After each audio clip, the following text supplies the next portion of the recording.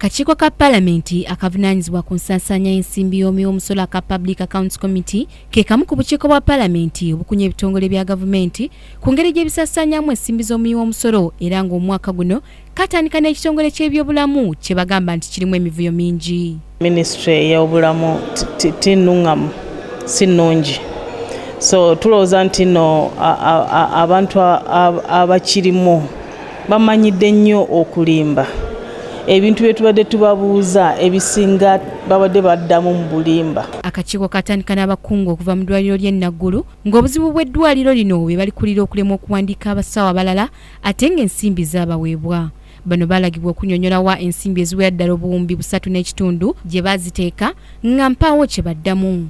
Could we ascertain, was this money withheld or it wasn't withheld? Akakiiko ka PAC kazzaako abakungu b'eddwaliro ly'e Mbale era bano tebyabagendera bulungi kubanga balemwa okunnyonnyola ababaka lwaki eddwaliro lino teryaddaabirizibwa nga n'ebiwandiiko bye balaga bitankana. Bano balemwa okunnyonnyolawa ensimbi ezisoba mu buwumbi 4 gye baaziteeka awo akakiiko ne kabasindika mu mikono gya poliisi okukola statement. And you are so dry, just lie and lie by police. He makes a statement and could even be detained for some time.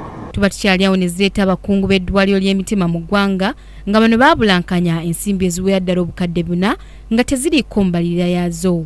Bano bakkiriza ensobi zaabwe era akakiiko ne kabalagira okomyawo ensimbi zino. There was huge mismanagement of this money and let alone So after realizing that there was a problem, then we had to overhaul the whole.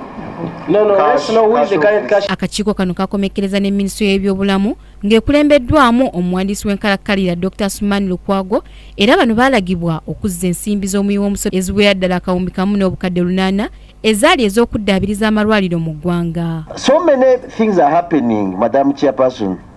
And we have always been sitting before we begin this meeting. I'm raising a procedural matter whether we could send back these people. We have another in-house, particularly for health, and our clerk writes to the PS, bringing all the necessities and the human beings that are answerable for all the questions we get health once. Okusinziira ku babaka abatuula akakiiko kano kiraga nti ekitongole ky'ebyobulamu kikoze bubi nnyo omwaka guno ng'ensimbi z'omuwi w'omusolo zibulankanyiziddwa kyokka ng'ebikoleddwa bitono ddala. Olunaku lw'enkya tugenda kulaba ekitongole ekiridde mu zinnakyakendo mu kukola obubi ddala omwaka guno.